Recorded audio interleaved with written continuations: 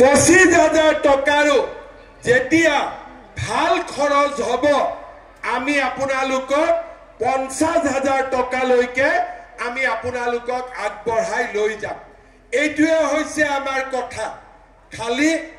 এটাই মাত্ৰ আমাৰ শৰ্ত আছে সৰু শৰ্ত যে আজি আমাৰ সন্তান 3টা দ্বিতীয় ইনষ্টলমেন্ট লোৱাৰ আগতে 4টা হৈ গ'ল তেতিয়া হলে আমি সেই মহিলাক আমি টকা নিদিও কাৰণ আমি বিচাৰো যে মহিলাজনীয়ে বাচ্চাৰ যত্ন লওক এইবিলাক কামত ঘূৰি ফুৰিলে বাচ্চাৰ পঢ়া-শুনা ক্ষতিগ্ৰস্ত হ'ব আৰু সেই কাৰণে আমি বিচাৰিম যে আমাৰ লাখপতি বাইদেউ যিসকলে হ'ব খুজিছে 3টা সন্তানতে আপোনালোক আবদ্ধ হৈ থাকক মানুহে 2টা বুলি কয় কিন্তু আমি সংখ্যাটো কমি আহি আছো কাৰণে মই 3টা কৈ দিছো হয় না নহয় আমাৰ নগাঁৱত আমি বেছিকৈ গম পাওঁ যে আমি লাহে লাহে কমি নোহোৱাই হৈ যাব ওলাইছো সেই কাৰণে আমাক কৰবাত নহয় কৰবাত 2টাৰ জায়গাত আমি 3টা যাব লাগিব গতিকে 3টালৈকে আপত্তি নাই কিন্তু 4টা হলে 2টা কাম আমি একেলগে চলাব নোৱাৰো কাৰণ লৰা ছোৱালীক যদি এই পৃথিৱীলৈ আমি আনো পঢ়া-শুনা কৰোৱাটো মাতৃ সমাজৰ এটা ডাঙৰ দায়িত্ব শ্ৰদ্ধাৰ আই মাতৃসকল আমি যিবিলাক কথা দিছিলো ইলেকশ্যনৰ সময়ত আমি সব কথা ৰাখিছো এটা কথা নাই যি কথা আমি ৰখা নাই আজি যেতিয়া ইলেকশ্যন হৈছিলে অৰুণোদয় আঁচনি যেতিয়া আমি আৰম্ভ কৰিছিলো তেতিয়া কংগ্ৰেছে কৈছিলে যে নহয় এইবিলাক আঁচনি ইলেকশ্যনৰ পিছত বন্ধ হৈ যাব বন্ধ নহলে 830 টকা 1000 হল 1000 1250 টকা হল এতিয়া আমি ঠিক কৰিছো জানুৱাৰী মাহৰ পৰা অৰুণোদয় পৰিয়ালে যেতিয়া গ্যাস কিনিব গ্যাসৰ সাবসিডিও আমি 250 টকা আপোনালোকৰ বেংক একাউণ্টত ঘুমাই দিম তাৰ মানে আমি কতো ৰখি না যাও আগবাঢ়ি গৈ থাকো তেনেকে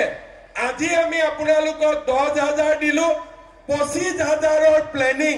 আমি আৰম্ভ কৰিয়ে দিলো যে কেনেকে আমি 25,000 টকা আগলৈকে গৈ আমি আপোনালোকক দিব পাৰো আমাৰ লক্ষ্য কি আমাৰ লক্ষ্য হল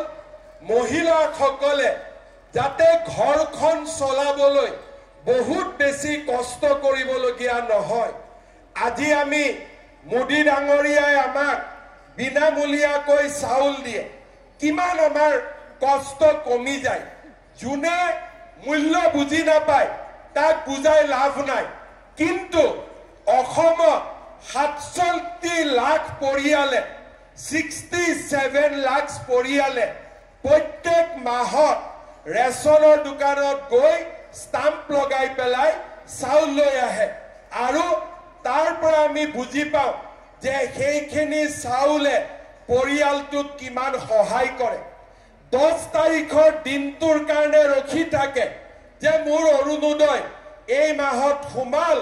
নে নাই সোমোৱা এতিয়া আমি নৱেম্বৰ মাহৰ পৰা আপোনালোকক দালি নিমখ আৰু চেনিও আমি কম দামত দিয়া আৰম্ভ কৰিম কংগ্ৰেছে কৈছে যে আমি বলে কিবা হিতাধিকাৰী নিৰ্বাচন কৰিছো ঠিক আছে আমি যদি হিতাধিকাৰীয়ে কৰিছো কংগ্ৰেছৰ মানুহবিলাকে কিয় অৰুণোদয় এপ্লাই কৰে কংগ্ৰেছৰ মানুহবিলাকে কিয় মাহত বিনামূলীয়া চাউল লয় তাৰ জবাবটো দিয়ক কংগ্ৰেছৰ মানুহবিলাকে কিয় অৰুণোদয় লৈ আছে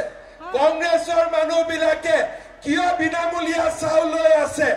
আৰু এই কংগ্ৰেছৰ মানুহবিলাকে দালি নিমখ চেনি কিনিবৰ কাৰণে লাইনত থিয় হ'ব নিশ্চিত হৈ থাকক তাৰ মানে কংগ্ৰেছে লৈ থাকিব লাগে আমি বিজেপি খেনিয়ে ল'ব নালাগে কংগ্ৰেছৰ কথাটো হল সেইটো কিন্তু আমি কংগ্ৰেছকো দিছো বিজেপিকো দিছো আমি দুখীয়া আৰু ধনীৰ পাৰ্থক্য আমি বিচাৰ কৰা নাই এজনে কলে যে মিঠাতেল দিব নালাগে তেতিয়া মই কলো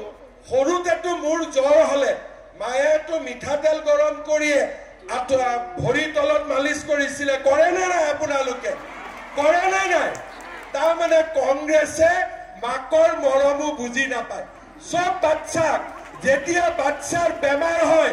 আপোনালোকে গৰম মিঠাতেলে বাচ্চাক মালিচ কৰে নে নকৰে মোক আপোনালোকে কওক কৰে নে নকৰে এতিয়া কংগ্ৰেছে মিঠাতেলক লৈ মোক জুকায় একদিন মিঠাতেল নোহোৱাকৈ দালিখন খাওকচোন ইহঁতে একদিন মিঠাতেল নোহোৱাকৈ চব্জি এখন খাওকচোন তাৰমানে মই এইটোৱে বুজিলো যে এই কংগ্ৰেছৰ মানুহবিলাকক তেওঁলোকৰ মাকে সৰুতে চিনি পাইছিল যে ই আগত গৈ কংগ্ৰেছে হ'ব সেইকাৰণে তাৰ জ্বৰ উঠিলেও তাক তেলেদি কেতিয়াও মালিচ নকৰিছিলে ইহঁতে আগতে মাকেতো চিনিয়ে পায় মাকেতো কোন বাচ্চা কি হ'ব আগতে বুজি পায় গতিকে মাকে বুজি পালে যে ই ডাঙৰ হয় ডাক্তৰ ইঞ্জিনিয়াৰ নহয় ই ডাঙৰ হয় কংগ্ৰেছীয়ে হ'ব সেইকাৰণে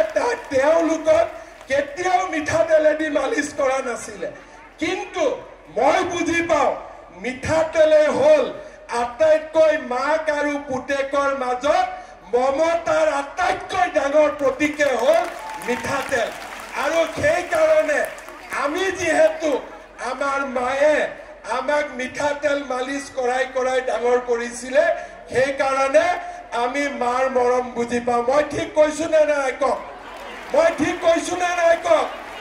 এতিয়া আপোনালোকে কওক চাউল কম দামত দিম দালি কম দামত দিম নিমখ কম দামত দিম মিঠাতেলো কম দামত দিব লাগে নে নালাগে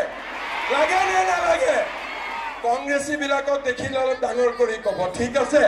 ইহঁতক দেখিলে অলপ ডাঙৰ কৰি ক'ব ইহঁতৰ সুইচ বিলাকৰ নটটো লুজ হৈ আছে অলপ টাইট কৰিব লাগে কাৰণ যি কথা কয় তাৰ উল্টা কয় এছেম্বলিত কয় যে আমাৰ সমষ্টিত কিয় অৰুণোদয় পোৱা নাই আকৌ মিটিঙত কয় কংগ্ৰেছে হিতাধিকাৰী বনাইছে আৰে চৰকাৰৰ দায়িত্ব কি চৰকাৰেতো আমাক কোনবাই মুখ্যমন্ত্ৰী হৈ আৰাম কৰিবৰ কাৰণে আমাক মুখ্যমন্ত্ৰী বনাইছে নেকি দুখীয়া মানুহক সহায় কৰিবৰ কাৰণেতো মোক মুখ্যমন্ত্ৰী বনাইছে নে নাই গতিকে আজি এতিয়া আমি 1 লাখ চাকৰি দিম বুলি কলো কংগ্ৰেছে ক'লে নাই নাই দিব নোৱাৰে মোৰো জেট লাগিলে ঠিক আছে যা 1 লাখ কৈছিলো 2 লাখ দি দিম এতিয়া এই নৱেম্বৰত আমি 2 লাখ চাকৰি দি আমি সংখ্যা পাৰ কৰিম কংগ্ৰেছৰ হিংসা লাগে আগত চাকৰি লওঁতে 1 কোটি টকা ঘোষ খাইছিলে 50 লাখ টকা ঘোষ খাইছিলে এতিয়া বিজেপিৰ দিনত ৰিক্সা চালকৰ লৰাই চাকৰি পায় ঠেলা চালকৰ লৰাই চাকৰি পায় সবজি বেপাৰী লৰাই চাকৰি পায় আমাৰ দুখীয়া দৰিদ্ৰ সন্তানে চৰকাৰী চাকৰি পায় কোনেও ভাবা নাছিল যে অসমত ইমান পৰিৱৰ্তন হ'ব পাৰে বুলি আজিও মানুহে বিশ্বাস নকৰে চাকৰি পোৱাৰ দিনাখন টিভিত আপোনালোকে দেখিছে মানুহৰ কিমান আবেগ